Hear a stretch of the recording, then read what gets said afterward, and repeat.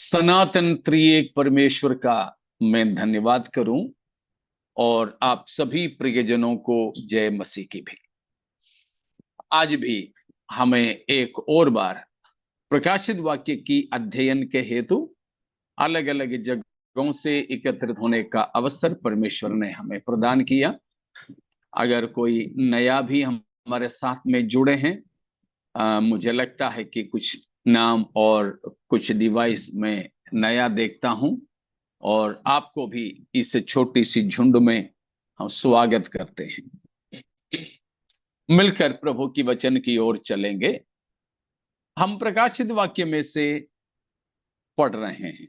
शायद अधिकतर लोगों के जीवन में सबसे कम पढ़े जाने वाला एक किताब है प्रकाशित वाक्य।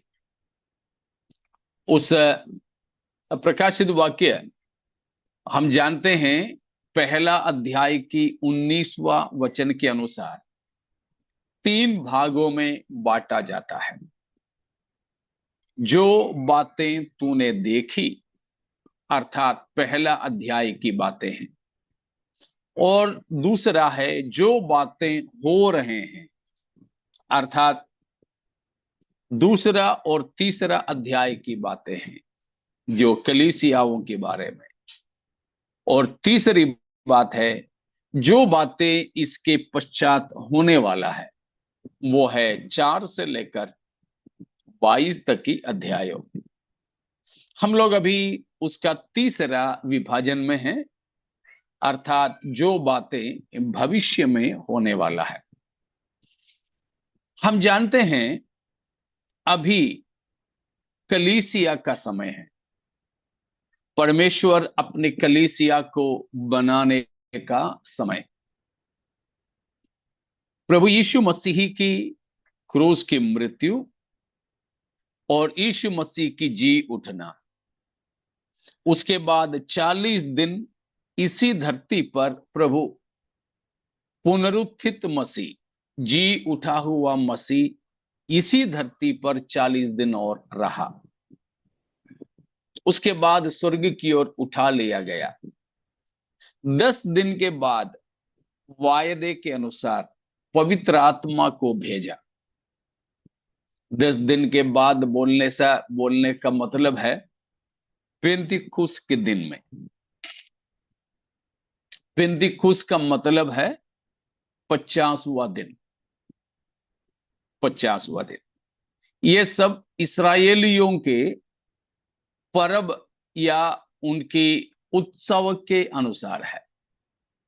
परमेश्वर ने इसराइलियों को 7 पर्व मनाने के लिए, एक साल में 7 पर्व मनाने के लिए दिया था। उसमें ये जो पेंतिकुस्त की पर्व के लिए हम लेवी व्यवस्था 23 अध्याय में देखते हैं, ये जो 7 पर्व है, उन 7 का नाम हम लेवी व्यवस्था 23 अध्याय में देखते हैं। मैं आपकी जानकारी के लिए बोल के छोड़ देता हूं। पहला हम उसकी 5वां पद में देखते हैं। लेवी व्यवस्था 23 का 5 में है पहला पर्व जो है फसह का पर्व है। दूसरा पर्व 6वां पद में है अखमीरी रोटी का पर्व। अखमीरी रोटी का पर्व। और तीसरा है 10वां पद में पहला फल का फूला। जो खेती में गेहूं काटते थे, उसमें पहला उपज का पहला फल का जो फूला, वो है तीसरा। चौथा है, हम 16वां पद में पढ़ते हैं। उस पद को पढ़िएगा। 16वां पद को आप में से कोई जन पढ़ सकते हैं। 7वें विश्राम दिन के दूसरे दिन तक 50 दिन गिनना और 50वें दिन यहोवा के लिए नया अन्न बलि चढ़ाना।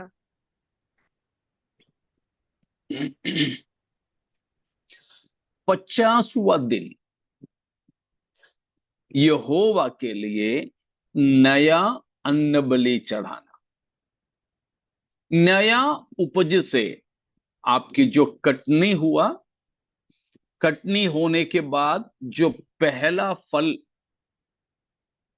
उसमें से सबसे पहला जो फल लेकर या उपज का पहला फसल का पहला हिस्से से परमेश्वर के लिए अन्न बलि चढ़ाना। कौन सा दिन में? 50वां दिन में। 50वां दिन में। कब से 50वां दिन गिनना? 7वें विश्राम के दूसरे। अच्छा। 7वें विश्राम दिन के अगला दिन से लेकर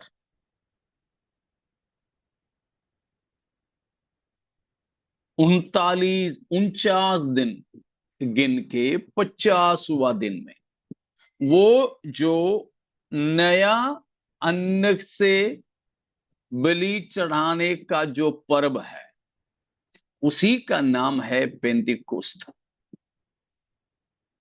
इसलिए उसको 50वां दिन कहते हैं।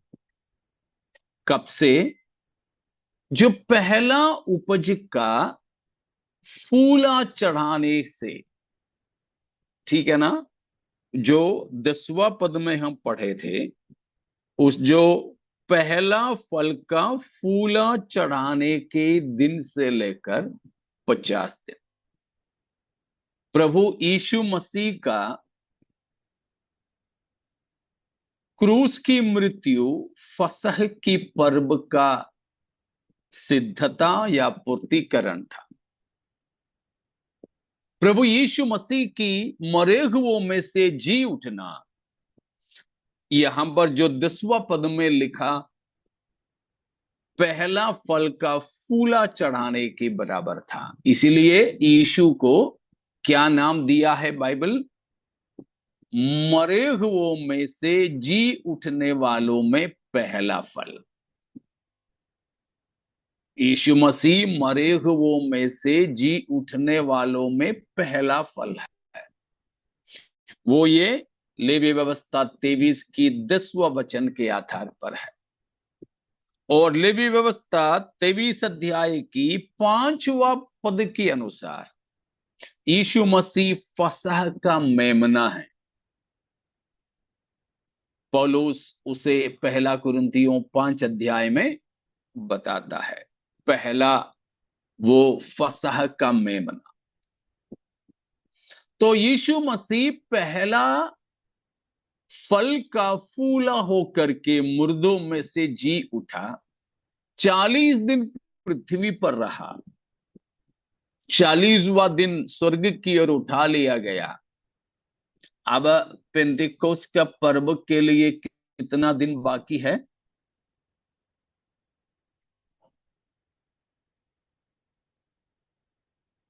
10 दिन पास्टर जी। 10 दिन। 10 दिन। वो 10 दिन पूरा होते हुए पेंतिकोस्त का पर्व आया। उसी दिन पवित्र आत्मा उन 120 लोगों के ऊपर उतरा। जैसा 50वां दिन उनको नया अन्न का बलि चढ़ाना था।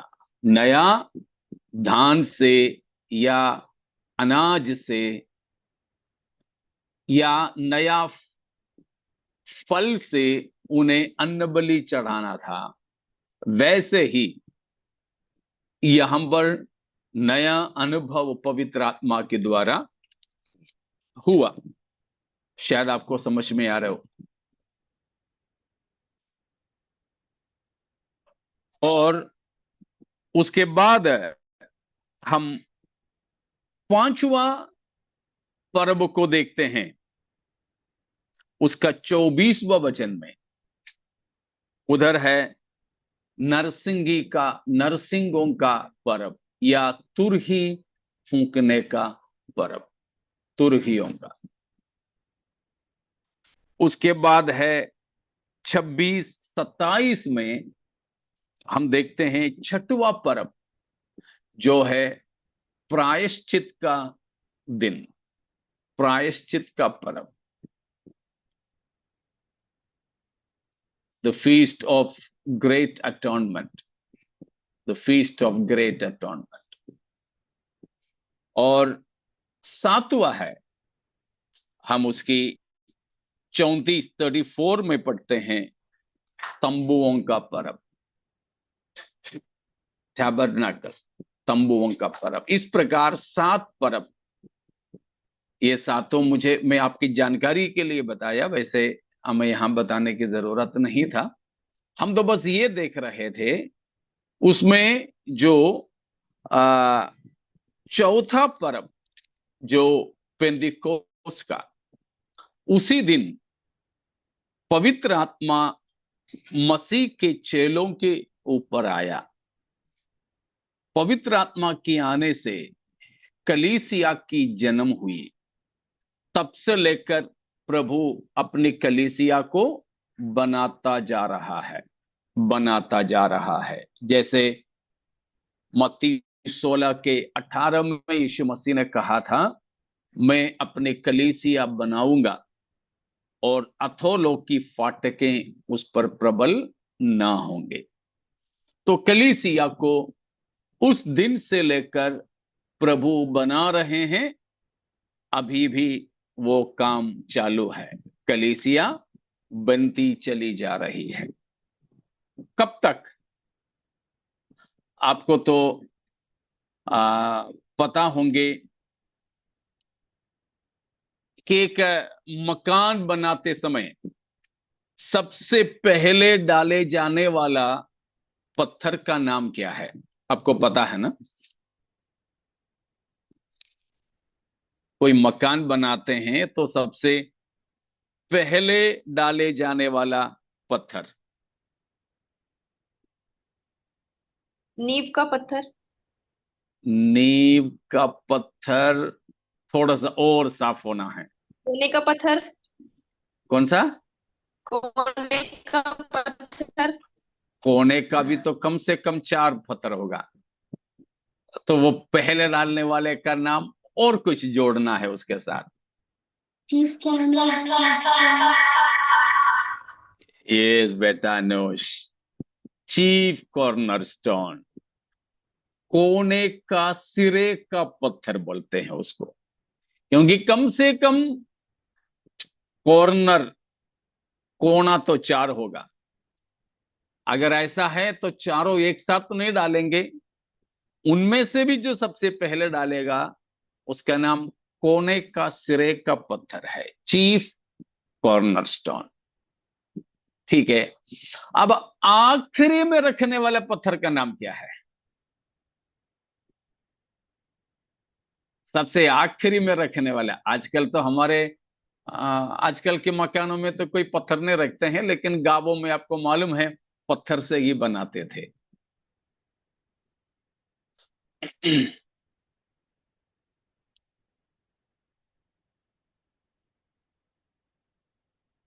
अंगूरा का।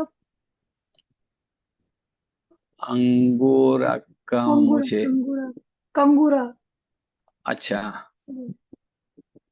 शैतान बोलता है ना कि कंगूरे पे खड़ा करके यीशु को कि तेरे को मैं पूरी दुनिया के अच्छा अच्छा, इसीलिए बता रहे हो? नहीं नहीं नहीं नहीं।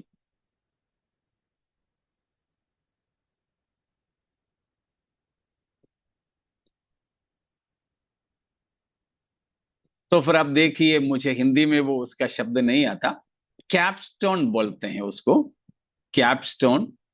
और मलयालम में उसको आनिकल बोलते हैं। तो देखिए हिंदी में क्या लिखा है, जकरिया 4 अध्याय, उसका 7वां पद, जकरिया 4 का 7।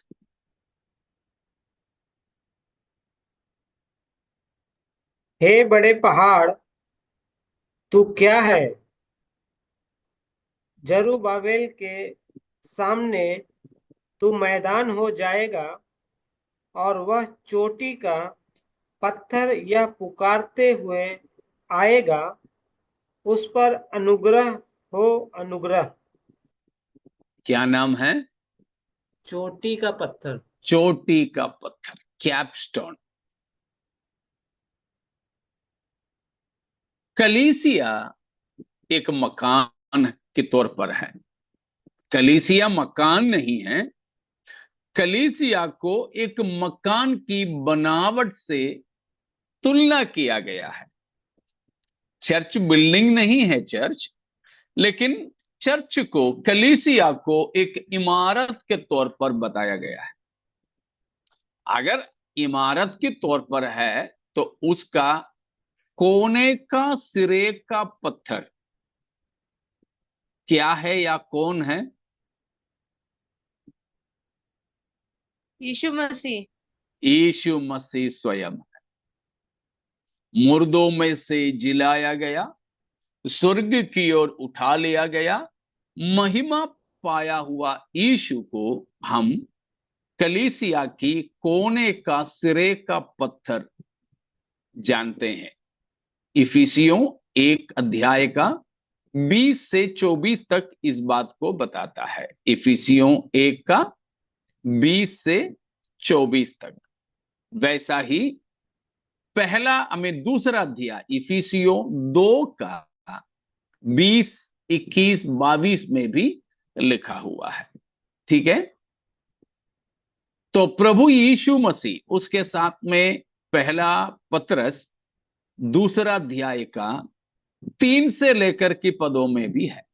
ठीक है। अभी मैंने 3 भाग बताया, एक और बार बताता हूं अगर किसी को नहीं मिला हो।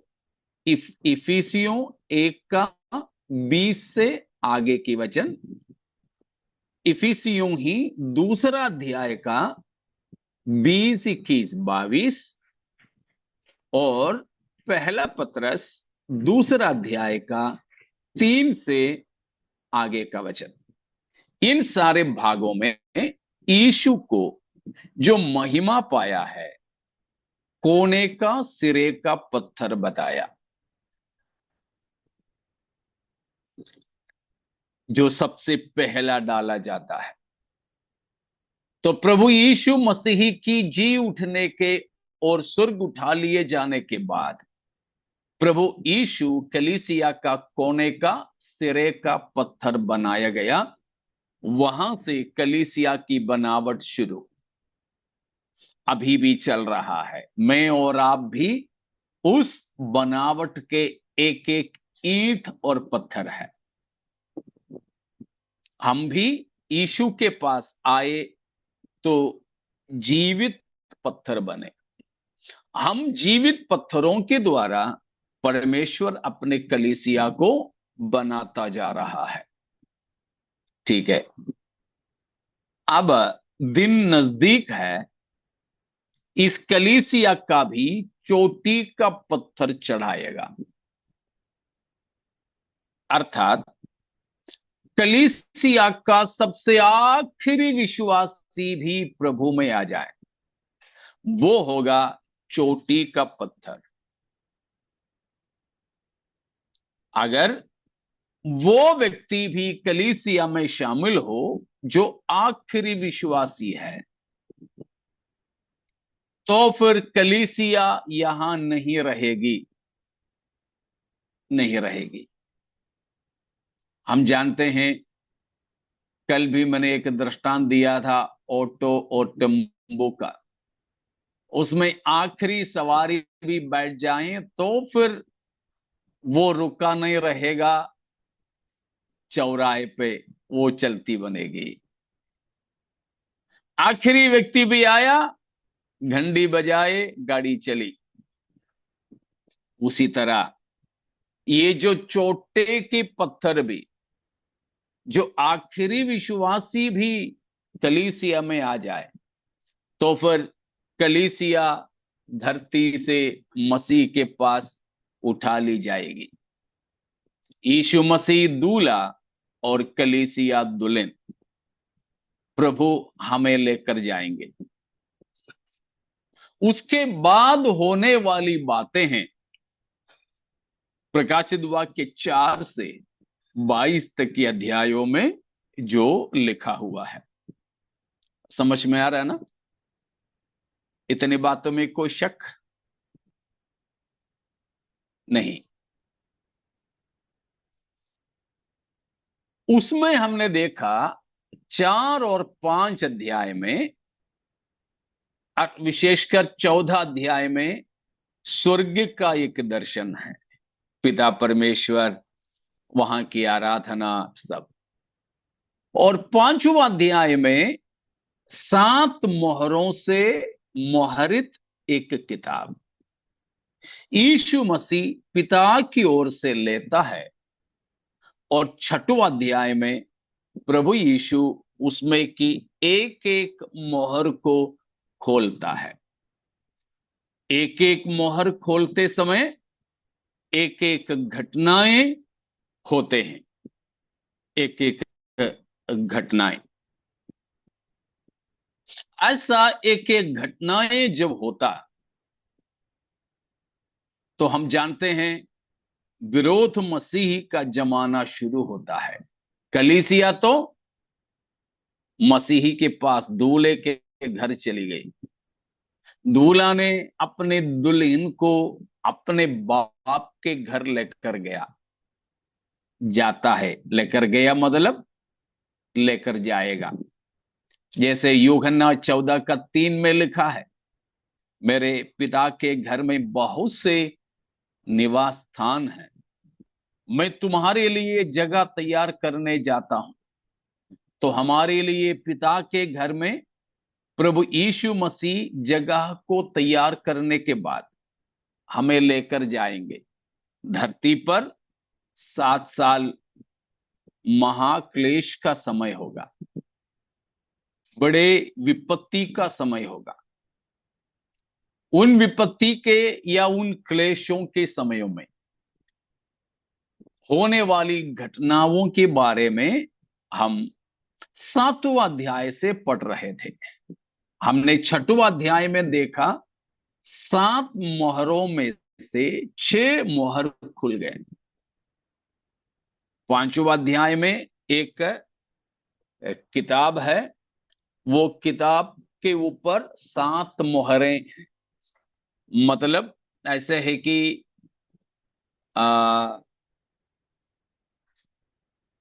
जैसे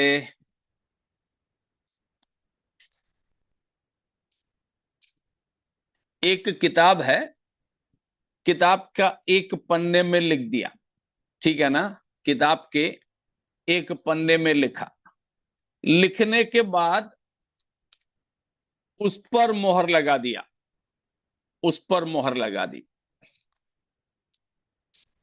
उस पन्ने पर मोहर लगाने के बाद दूसरा पन्ना रखा, उस पे भी लिखा, लिखने के बाद उस पर भी मोहर।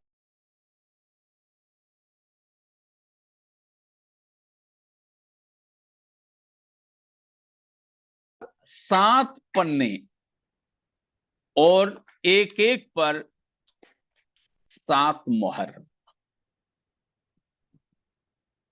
यीशु मसीह ने 6वां अध्याय में एक एक मोहर को खोला, उसमें लिखे हुए बातों के अनुसार घटनाएं होने लगे। तो 6वां अध्याय में कितने मोहर खुल गए? 6 मोहर को। 6 मोहर। 6वां अध्याय में 6 मोहर को खोला। अब एक मोहर बाकी है। उस एक मोहर यानी 7वां मोहर खोलने से पहले कुछ बात यूहन्ना हमें बताता है 7वां अध्याय में। वो है महाक्लेश के समय में झूठा मसीही के राज्य में परमेश्वर उद्धार देने वाले कुछ पवित्र लोगों के बारे में। आपको मालूम होंगे उस समय के पवित्र लोगों को क्या नाम देते हैं? उस समय के पवित्र लोगों को क्या नाम से जाने जाते हैं? उनको क्या नाम बुलाते हैं?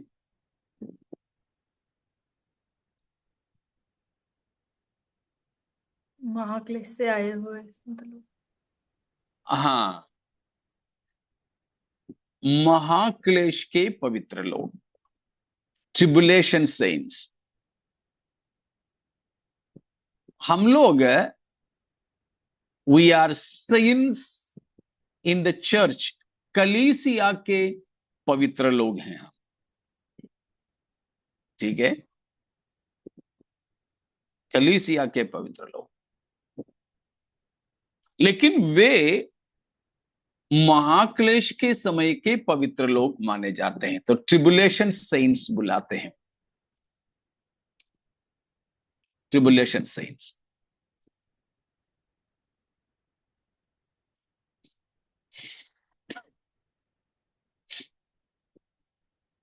तो वो ट्रिबुलेशन सेंट्स दो प्रकार के होंगे।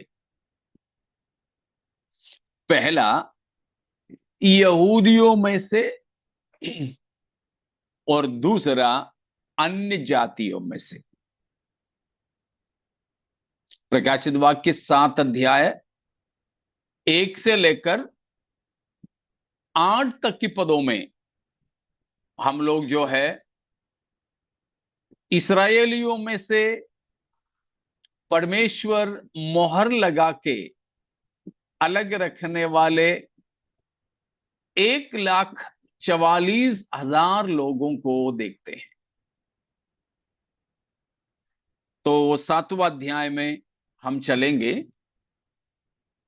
इतने में अगर किसी को कोई शक है तो आप पूछिएगा।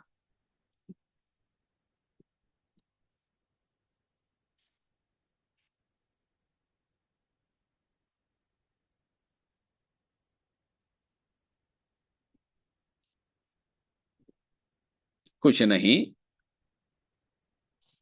तो हम पढ़ेंगे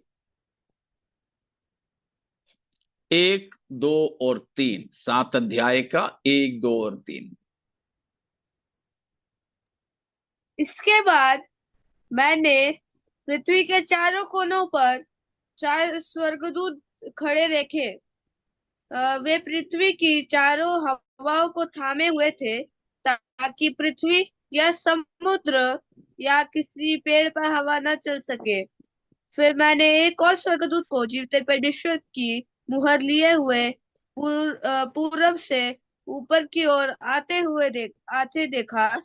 उसने उन चारों स्वर्गदूतों से, जिन्हें पृथ्वी और समुद्र की हानि करने का अधिकार दिया गया था, ऊंचे शब्द से पुकार कर कहा, जब तक हम अपने परमेश्वर के दासों के माथे पर मुहर न लगा दे, तब तक पृथ्वी और समुद्र और पेड़ों को हानि न पहुंचाना। जिन पर मुहर दी गई, मैंने उनकी गिनती सुनी, अर्थात इज़राइल के संतानों के सब गोत्रों में से 1,44,000 पर मुहर दी गई। देखा, हम इस 7 अध्याय को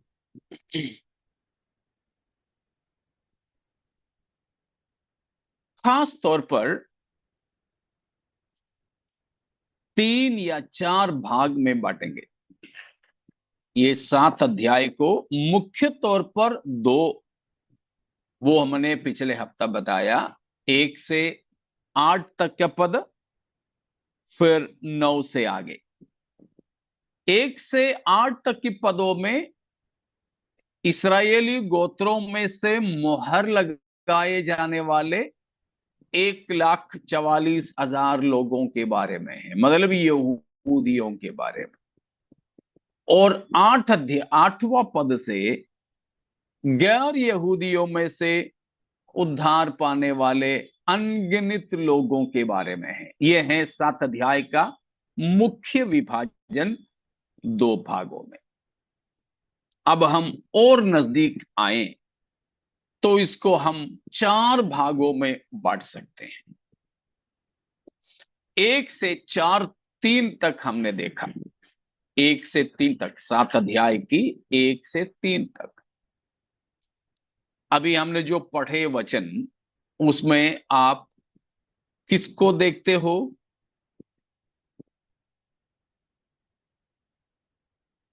एक से तीन तक की पदों में हम किसके बारे में पढ़े? यहूदियों की। एक से तीन तक में खास उठा करके हम किसको देखते हैं? स्वर्गदूत मना करता है कि स्वर्गदूतों को देखते हैं, स्वर्गदूतों को देखते हैं। कितने स्वर्गदूत हैं? चार। नहीं, 5 है। पांच पांच। पांच है। पांच स्वर्गदूत हैं। चार तो पृथ्वी के चार दिशा में या चार कोने में खड़े हैं, पृथ्वी के हवाओं को पकड़े हुए हैं। मतलब चार स्वर्गदूत पृथ्वी पर विनाश बोने के लिए, दंड देने के लिए नियुक्त है। लेकिन एक पांचवा स्वर्गदूत वहां पर आता है। उसका क्या काम है? उनको रोकता है, चार स्वर्गदूतों को, कि इनकी हानि नहीं पहुंचाना जब तक दासों के माथे पर मोहर न लगा दे परमेश्वर के दास। तो उसका वो पांचवा का काम क्या है?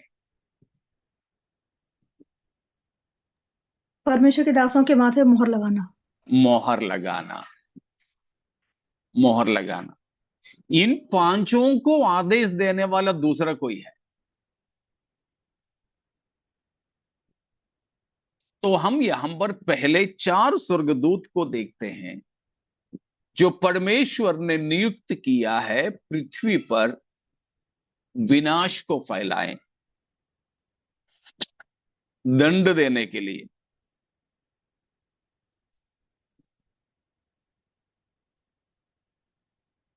किसको?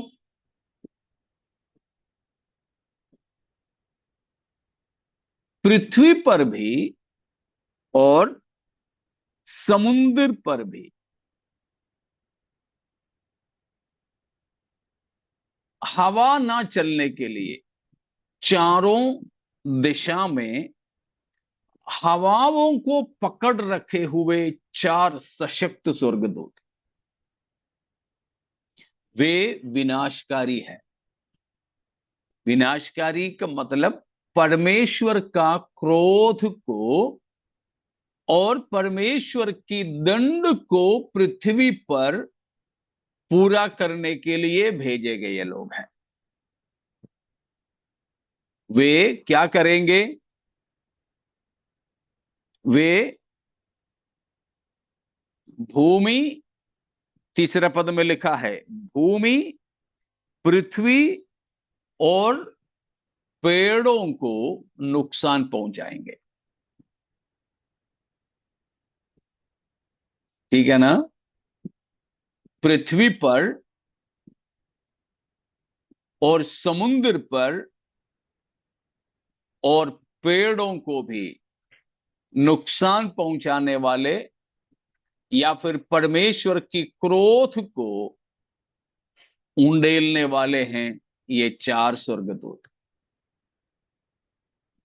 मतलब महाक्लेश के समय परमेश्वर की तरफ से पृथ्वी पर रहने वालों पर दंड दिया जाएगा।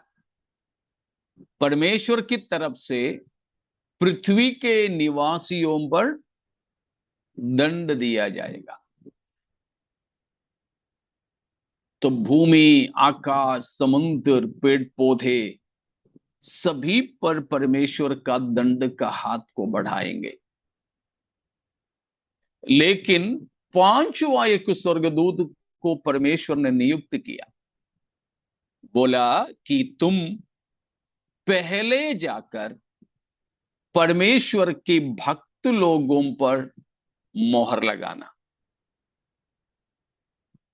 ठीक है ना? महाक्लेश के समय में हम दो प्रकार के मोहर को देख सकते हैं। दो प्रकार के मोहर। एक के बारे में तो हमें शायद मालूम ही है ना, 666 वाला 666। झूठा मसीह का मोहर के बारे में हमें पता है, वो हम 13वां अध्याय में आएंगे तो पढ़ेंगे। लेकिन अब हम ये देखेंगे कि दूसरा मोहर परमेश्वर की ओर से है। यहां हमने देखा कि एक स्वर्गदूत को भेजकर परमेश्वर अपने लोगों पर मोहर लगाता है। इन पर लगने वाला मोहर क्या है?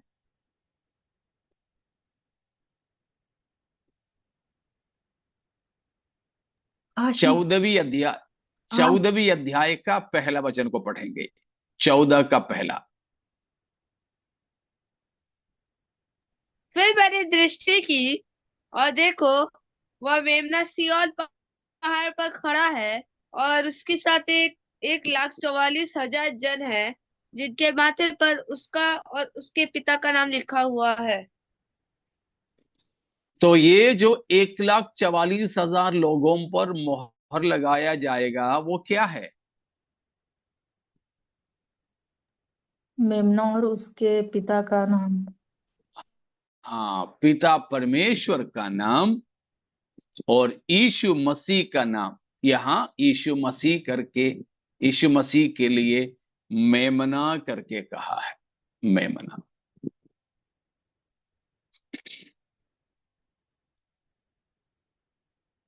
तो ये 1,44,000 इसराइलियों पर मोहर लगाएगा माथे पर, वो परमेश्वर पिता का और पुत्र का नाम। तो परमेश्वर पिता और परमेश्वर की मेमना यीशु मसीह का नाम उन पर उल्लेखित होंगे।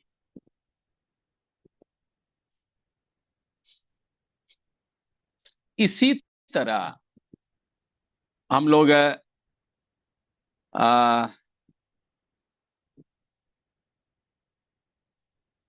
यहेजकेल की किताब में भी एक मोहर लगाने की बात को देखते हैं। यहेजकेल की पुस्तक 9 अध्याय 1 और 2 को पढ़ेंगे। यहेजकेल 9 1 और 2। फिर उसने मेरे कानों में ऊंचे शब्द से पुकार कर कहा, नगर के अधिकारियों को अपने अपने हाथ में नाश करने का हथियार लिए हुए निकट लाओ। इस पर 6 पुरुष उत्तर की ओर ऊपरी फाटक के मार्ग से अपने अपने हाथ में घात करने का हथियार लिए हुए आए, और उनके बीच सन का वस्त्र पहने, कमर में लिखने की दवात बांधे हुए एक और पुरुष था, और वे सब भवन के भीतर जाकर पीतल की वेदी के पास खड़े हुए। यहेजकेल नबी यहां एक दर्शन को देखता है। यरूशलेम नगर,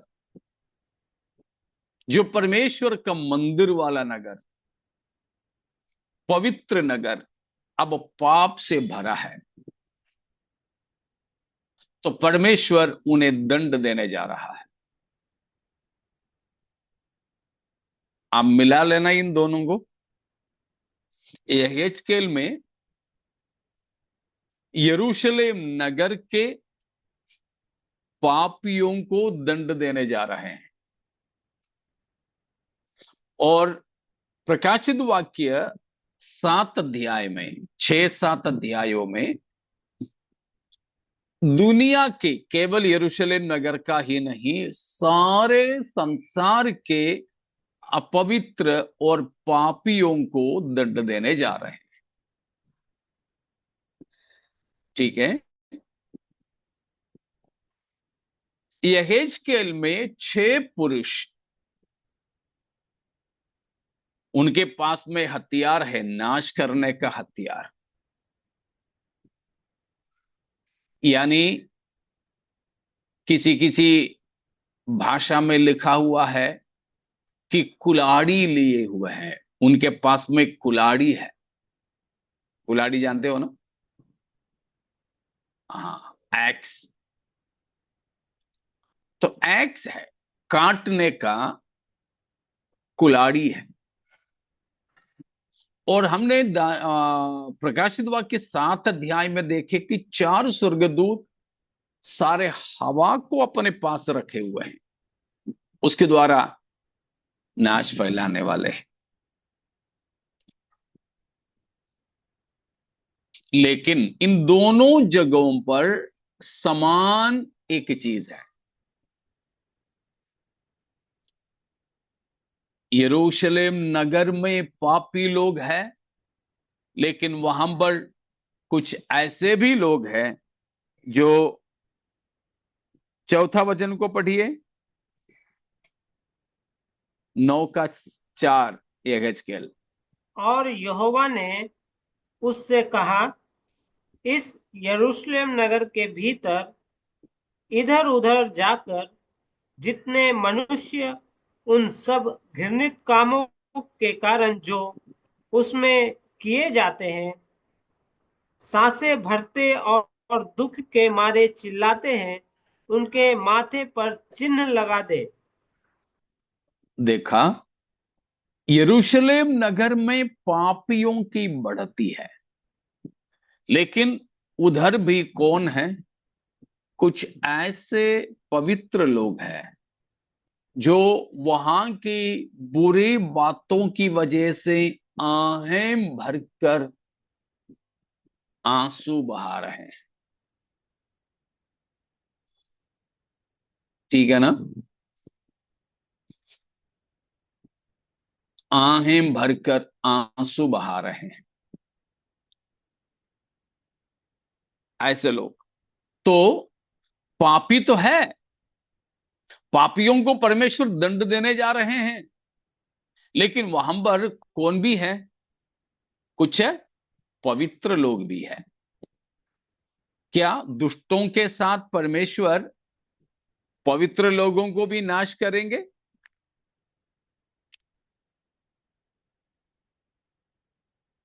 हाँ जी? नहीं। पास्टर। नहीं। देखिए उत्पत्ति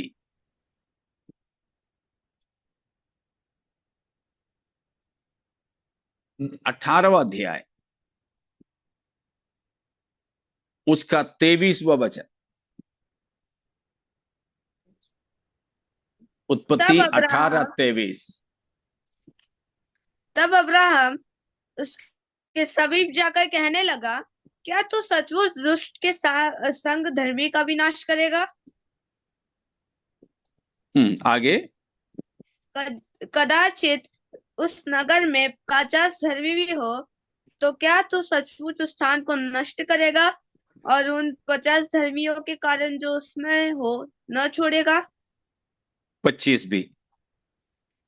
इस प्रकार का काम करना तुझसे दूर रहे कि दुष्ट के संग धर्मी को भी मार डाले और धर्मी और दुष्ट दोनों की एक ही दशा हो।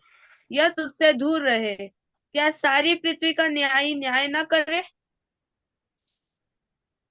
तो इस प्रकार नीचे को इब्राहिम परमेश्वर से वाद विवाद किया। उसमें एक विशेष मुद्दा यह था, क्या परमेश्वर दुष्टों के साथ धर्मियों का भी नाश करेगा? नहीं ना। हमारे भारत का आज संविधान का दिवस था, कॉन्स्टिट्यूशनल डे। हमारे केंद्र सरकार की ओर से उसका बड़ा मनाना था आज। हमारे भारतीय संविधान में लिखा है, अगर 1000 अपराधी बच निकले तो भी एक शरीफ दंड नहीं पाना चाहिए। 1000 अपराधी बच निकले तो भी एक भी धर्मी शरीफ दंड नहीं पाना चाहिए।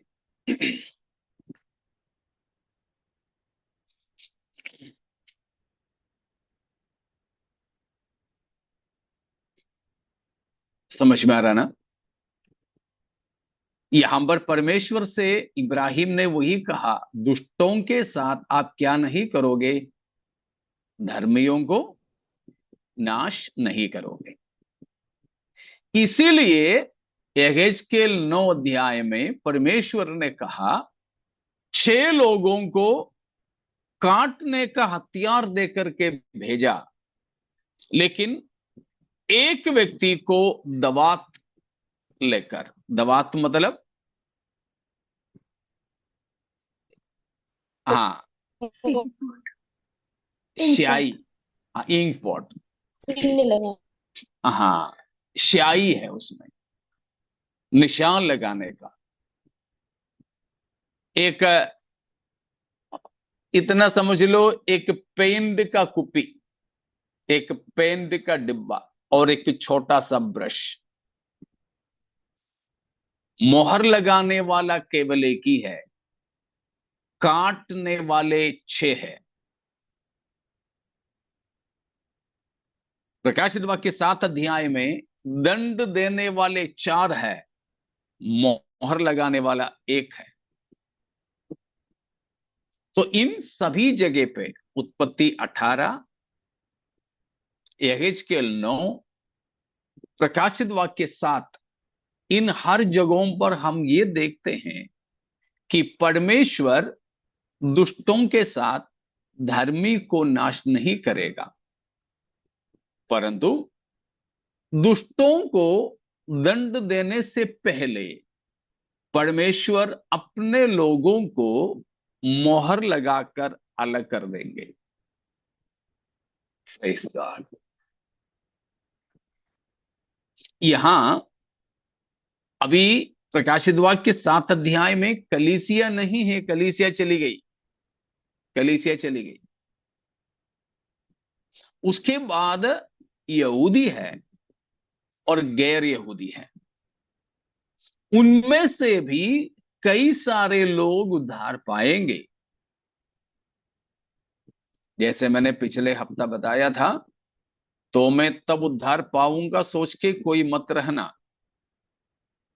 क्योंकि तब तक जीवित भी रहेंगे कि नहीं कोई निश्चय नहीं, कोई गारंटी नहीं। इसीलिए तब उद्धार पाएंगे करके कोई उद्धार के बात को टालना नहीं।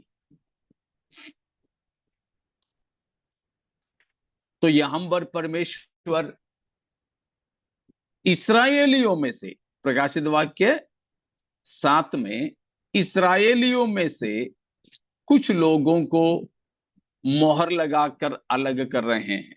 क्या है उन पर लगाने वाला मोहर? पिता और मेमना और उनके पिता का नाम। हाँ, मेमना यानी यीशु मसीह का नाम और उनके पिता परमेश्वर का नाम। मोहर का मतलब क्या है? मोहर का मतलब एक सील कि आप मेरे हो, मीन्स यू आर माइन। हाँ, तो सील या मोहर का पहला मतलब है ओनरशिप, मालिकपन। अगर हमारे ऊपर या किसी के भी ऊपर परमेश्वर और मेमने का नाम छापा, तो मतलब क्या है? ये व्यक्ति किसका है?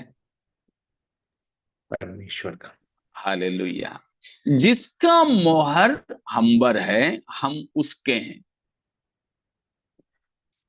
आप अभी बताइए हमारे ऊपर किसका मोहर है? हम्बर, हम जो कलीसिया है, हम्बर क्या मोहर है? पवित्र आत्मा। का पवित्र आत्मा का मोहर है। हम्बर ना लहू का मोहर है, ठीक है ना?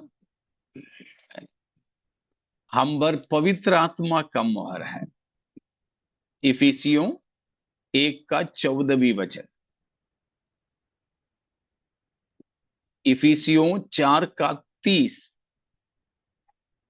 वह उसके मोल लिए हुओं के छुटकारे के लिए हमारे मीरास का बयाना है कि उसकी महिमा की स्तुति हो। तो फिर हिंदी में 13वां वचन भी मिला के पढ़ें बेटा।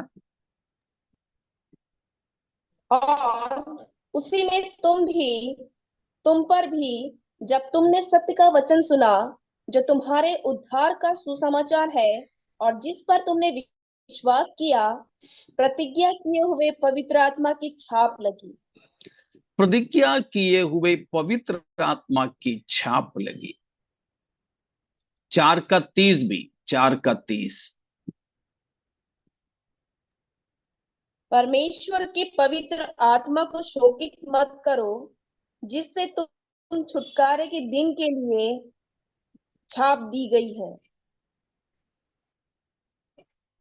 तो इफिसियों 1 का 13-14, 4 का 30, तो और भी है दूसरा कुरिन्थियों में। तो इन सारे वचनों के अनुसार हम कलीसिया के ऊपर जो छाप लगी है वो पवित्र आत्मा का छाप। कई बार हम लोग एक गलत प्रार्थना करते हैं। क्या है गलत प्रार्थना? हम खून में ढाप देते लगाते हैं। हैं। हाँ, हम तो खून में ढांप लेते हैं। ऐसा कोई प्रार्थना या वचन नहीं है। हम्बर जो छाप ली जाती है, दी जाती है, वो पवित्र आत्मा का है। और हम लोग अक्सर गलत तरीके से यीशु मसीह के लहू का उपयोग करते हैं। उपयोग वैसे तो नहीं कर रहे हैं, क्योंकि हमको उपयोग करने को नहीं मिला वो। हम लोग बोलते हैं कि यीशु के लहू में हम उनको ढाप लेते हैं, हम यीशु मसीह के लहू की छाप लगाते हैं, छिड़काते हैं। तो ठीक है, हम छिड़का ले, वो सब कुछ कर ले, लेकिन यीशु मसीह के लहू हमारे पास है क्या? नहीं ना? नहीं पास। नहीं है। यीशु के लहू किसके पास है?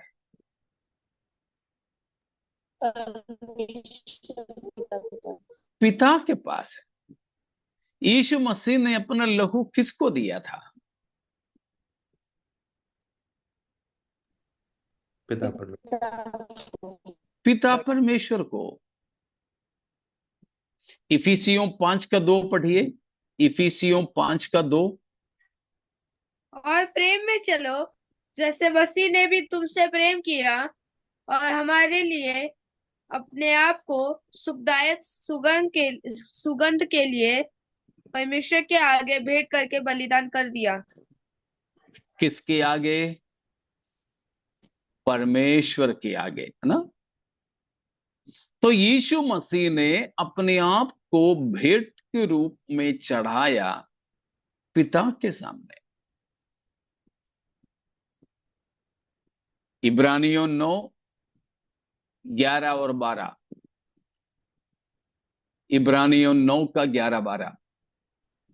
परंतु जब मसीह आने वाली अच्छी अच्छी वस्तुओं का याजक होकर आया, तो उसने और भी बड़े और सिद्ध तंबू से होकर, जो हाथ का बनाया हुआ नहीं, अर्थात इस सृष्टि का नहीं, और बकरों और बछड़ों के लहू के द्वारा नहीं, पर अपने ही एक ही बार पवित्र स्थान में प्रवेश किया और छुटकारा प्राप्त किया। कहां प्रवेश किया? पवित्र स्थान में। कौन है पवित्र स्थान में? परमेश्वर पिता है। परमेश्वर पिता है। तो प्रभु यीशु मसीह अपने ही लहू के द्वारा, बकरों और बछड़ों का नहीं, अपने ही लहू के द्वारा पवित्र स्थान में प्रवेश की। तो पवित्र स्थान में परमेश्वर की उपस्थिति है। तो मसीह ने अपना लहू पिता परमेश्वर के सामने अर्पण किया पवित्र स्थान में। अब 13वां वचन भी पढ़ेंगे।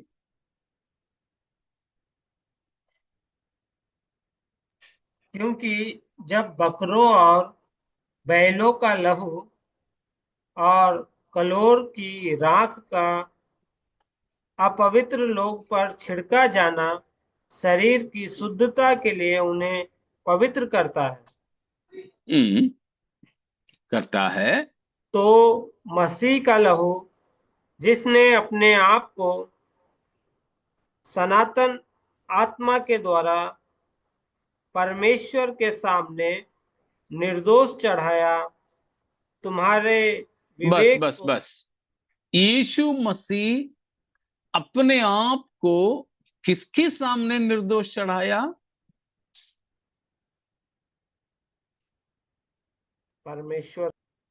परमेश्वर के सामने। तो ये 3 भाग हमें मिला है। इन तीनों में बताया यीशु मसीह के लहू किसके सामने अर्पित है? पिता परमेश्वर के। वो पिता के पास में रखा हुआ मसीह के लहू हम कैसे लेंगे, किसी पर छिड़काएंगे?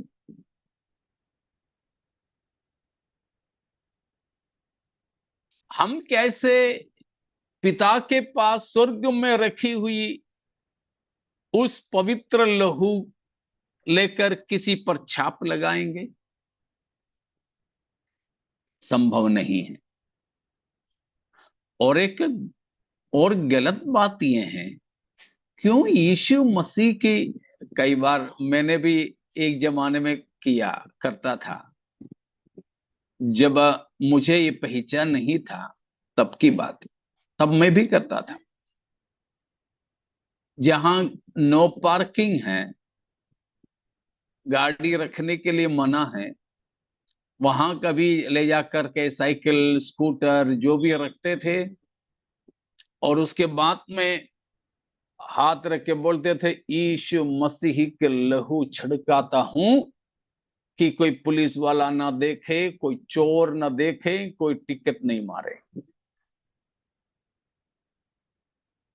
क्यों? हमारे गाड़ी पर लगाने के लिए यीशु ने क्रूस पर अपना लहू दिया क्या? बिल्कुल नहीं। हमारे कॉकरोच से, छिपकली से, चींटी से, कीड़ों से, मसालों से भरे हुए एक कचड़ा भर के रखा हुआ घर को ताला लगा के हम कहीं छुट्टी जाते तो बोलते हैं, प्रभु जिब्राइल मिकाएल को यहां पहरुए खड़ा कर देना, और यीशु के लहू से हम घर को बांध लेते हैं। हमारे घर को बांधने के लिए यीशु ने अपना बहुमूल्य लहू दिया क्या? नहीं, नहीं।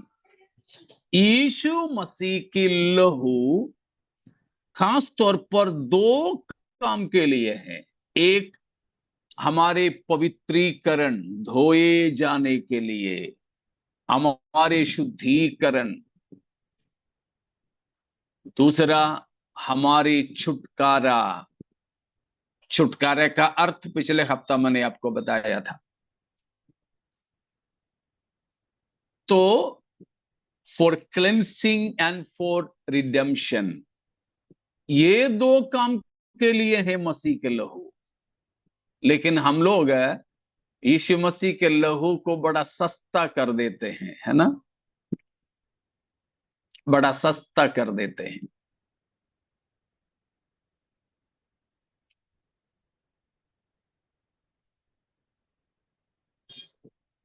आपको मालूम होंगे दुनिया की सबसे महंगी गाड़ी रोल्स रॉयस करके एक गाड़ी है। ऐसे एक कहावत है कि इंडिया का एक राजा पुराने समय में ऐसा एक कार मंगवाया, लेकिन इंडिया के लोगों के पास पैसा नहीं करके कंपनी वालों ने नहीं दिया गाड़ी। तो सच है नहीं पता नहीं, लेकिन ऐसा एक लेजेंड बना हुआ है, ऐसा एक कहावत है, कहानी बनी हुई है। उस गुस्से में वो राजा ने ऐसा 4-5 गाड़ी मंगवाया, और अभी अपनी म्युनिसिपैलिटी की गाड़ी है ना, कचरा उठाने वाले, वैसा एक पंचायत की क्लीनिंग ड्यूटी पे लगा दिया। बोलते हैं कि उस कंपनी को बेइज्जती करने के लिए। यीशु मसीह के लहू को हम इस प्रकार सस्ते चीज के लिए इस्तेमाल करने की कोशिश करें, होता नहीं है क्योंकि पिता के पास में है, लेकिन हम ऐसे बोलें तो मसीही के लहू की अवमानना है, मत कीजिए। परंतु हम पर जो छाप होता है वो किसका है? पवित्र आत्मा का है। वो भी हम लगाते क्या? नहीं, परमेश्वर ही लगाते हैं। तो छाप का पहला मतलब है मालिकपन, मालिकपन। दूसरा अर्थ है सुरक्षा, सिक्योरिटी, सेफ्टी। छाप लगाने का दूसरा मतलब है सिक्योरिटी या सुरक्षा। तो यहां पर ये जो 1,44,000 लोगों पर मोहर लगाया, तो उसका ये मतलब है कि पिता और मेमने का मोहर लगाया, तो ये 1,44,000 लोग किसके बन गए? परमेश्वर और मेमने का। और उन्हें सुरक्षा भी दिया जा रहा है। झूठा मसीह उन पर को नुकसान नहीं पहुंचाएगा। वे धरती पर रहेंगे, लेकिन उन्हें नुकसान पहुंचाना झूठा मसीह और उसके लोगों के लिए नामुमकिन है। इस प्रकार परमेश्वर दुष्टों के साथ धर्मियों को नाश होने न देकर उन्हें संभाले रखा है। वो है 7 अध्याय की 1 से 8 तक की पदों में। हमने उसमें 1 से 3 तक देखा, 5 स्वर्गदूतों के काम, और 4 से 8 तक 1,44,000 लोग, प्रत्येक गोत्र से 12,000 के हिसाब से मोहर लगाया जाता है। यह है 1 से 8 तक की वचन का मतलब। कितना समझ में आ गया आप लोगों को?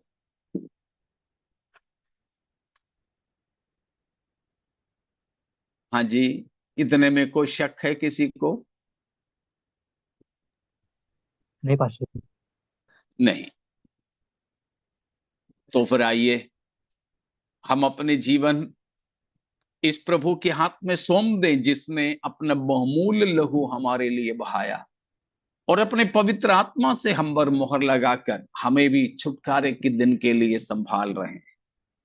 हमारे प्रभु के आगमन के लिए तैयार होने में ये वचन भी हमारे जीवन में काम आ सके।